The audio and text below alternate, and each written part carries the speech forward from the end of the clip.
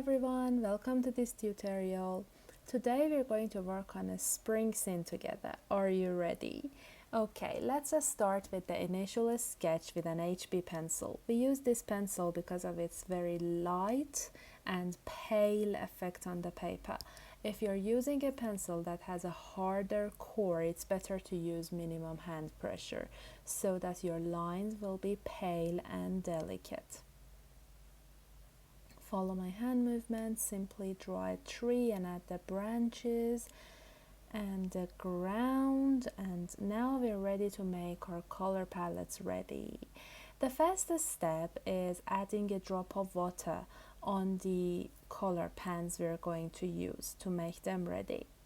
Make sure your brush is clean and you have a glass of water beside you so you can have easily as much as water as you need. And the first color we're going to add to the palette is the intense green. You can find the list of the colors in the description as well. Take enough water and add the green color tones on the palette. See how clean the palette is, it's very important. And now we're going to change the brush and use a larger one with the wet on wet technique to add water to the surface. And now back to the small brush, we're adding the green colors we created, and now a darker green, Hooker's green light would be a good choice. See, it's like I'm tapping on the screen. And now as the surface is wet, we can easily move the colors. Keep the form in mind, it has a semicircular form, the ground, so we have that in mind as we are adding these layers and mixing them together. Add more color, continue mixing them. And now we need to let it dry for some minutes and see how it looks and if we need to add anything more on it. Wash the brush clean and continue with the sepia color. Add it to the color palette just like you did with the green tone.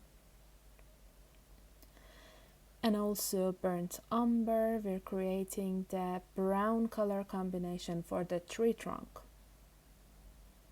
Again, we need more water, and as we are going to use the wet on wet technique again, we use the larger brush to follow the lines from the initial sketch and make the surface wet only on the parts that we have the wooden parts of the tree. Back to the small brush, it's a medium small brush, it's round. We're going to add the brown color combination that we created on the tree trunk, and then change the brush to an even smaller one as we're going to work on the branches.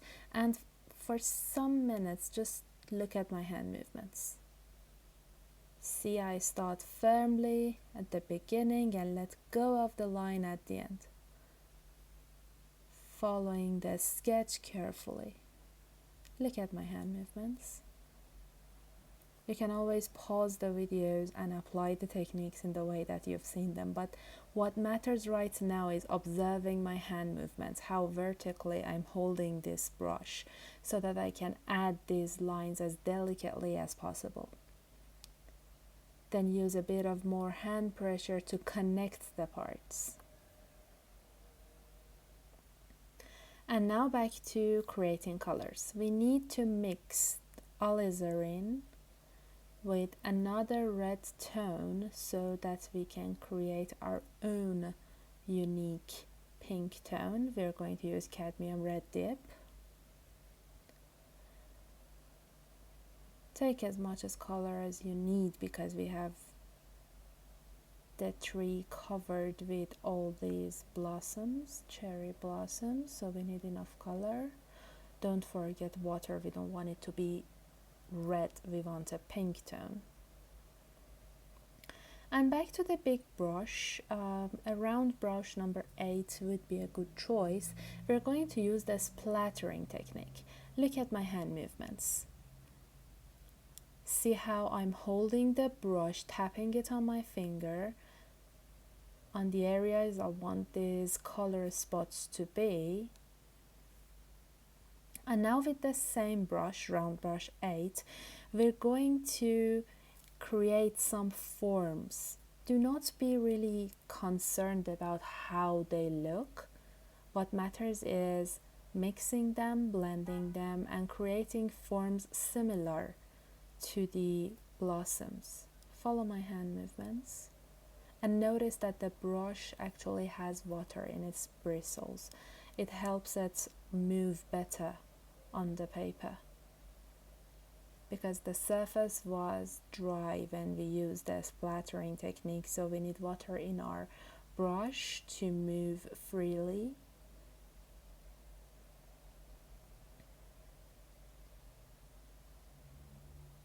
Taking more color from the palette, we continue mixing these layers and adding more to them.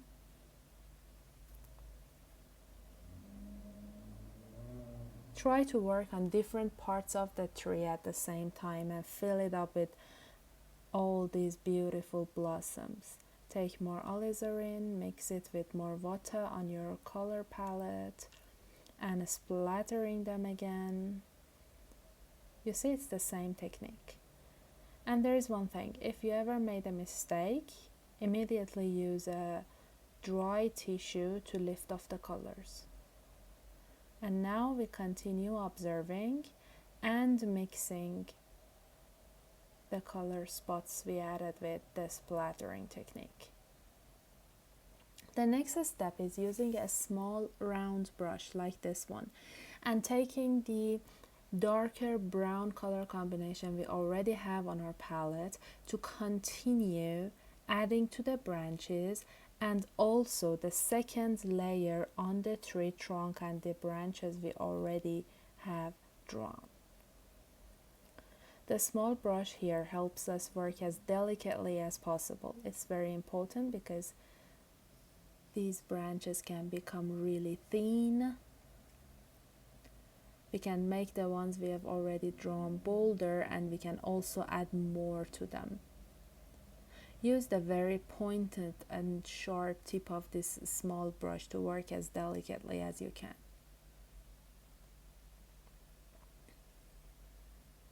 Be careful with the blossoms. We don't want the colors to be mixed. You can actually wait a bit between these two parts to let the flower layers dry. It's up to you. You can be careful and you can also wait a bit. But what remains is your attention throughout the work. Make sure you're aware of every step and everything you have done and what you're going to do. Right now we are working on the branches. Take your time and create a darker tone with the Alizarin and Sepia on your palette. As you can see, I'm doing it. Add a bit more to the darker blossoms, especially those that are near the branches. This way we can easily create the lights and shadows.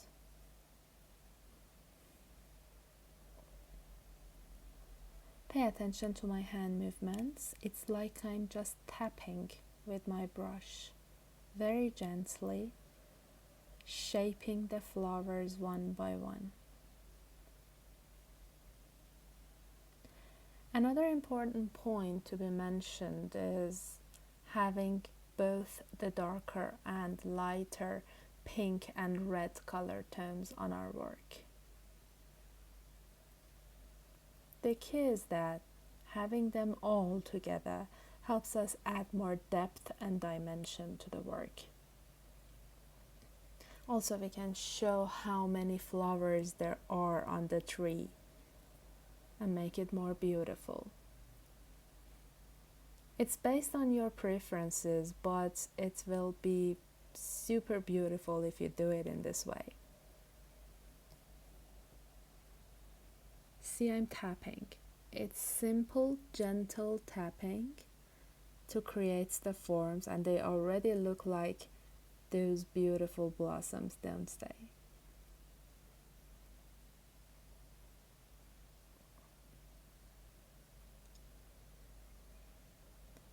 If we want to have a darker color, especially when we are working on a piece like this, we can take some of the color from the pan directly and add it to the surface, to those parts that we want to be darker, like in the middle of the flowers.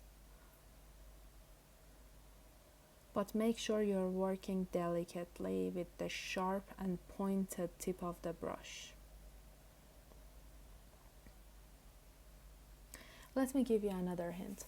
Always have 2 glasses of clean water and a few dry and clean tissues beside you.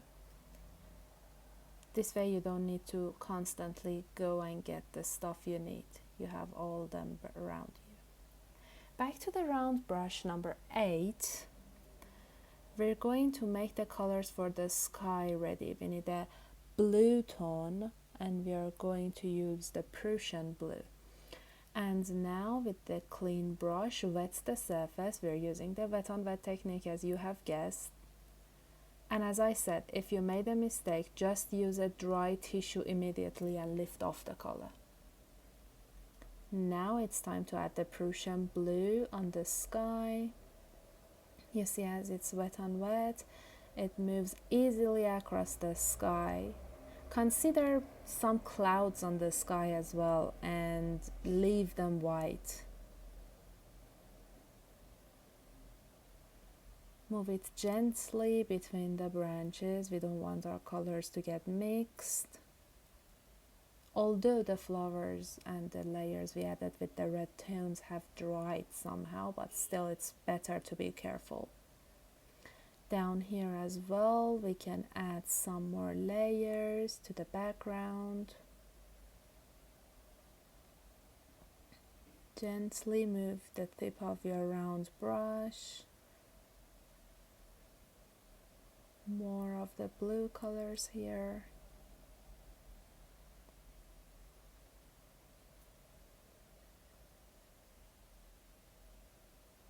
Complete the edges. Okay, we can use the tip of the same brush to actually show some forms in the sky. Look at my hand movements. I'm adding more hand pressure so that the layers become slightly darker. See how I'm using the tip of this round brush.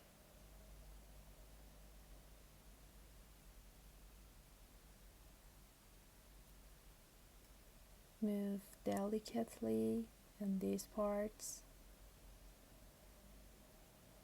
taking more of the blue from our color palette and now adding to the layers up here, making them a bit darker.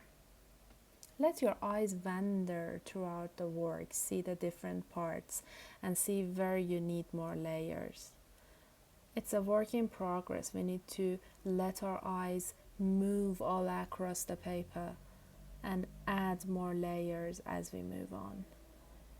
Let's add more color to the palette to make it a bit darker.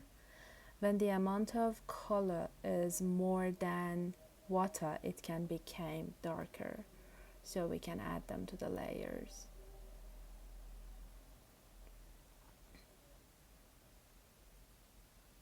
Observe the work, add the darker parts.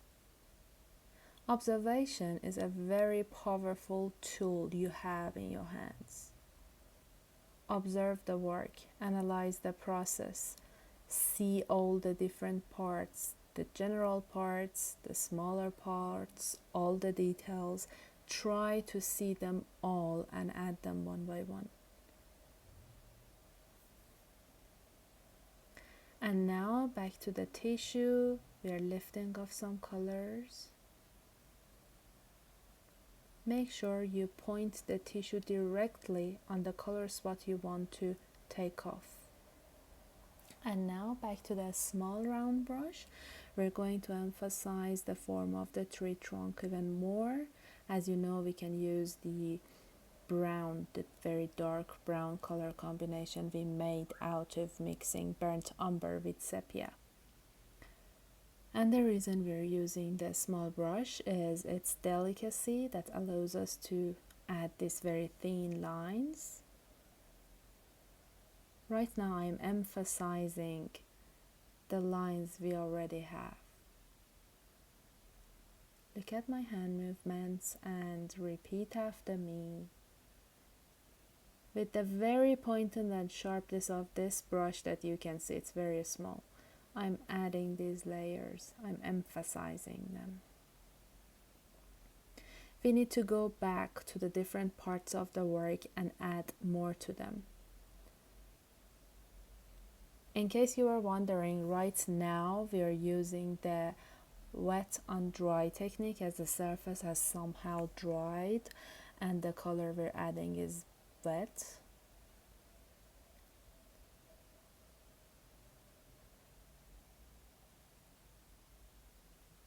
Okay, let's add a bit more over here.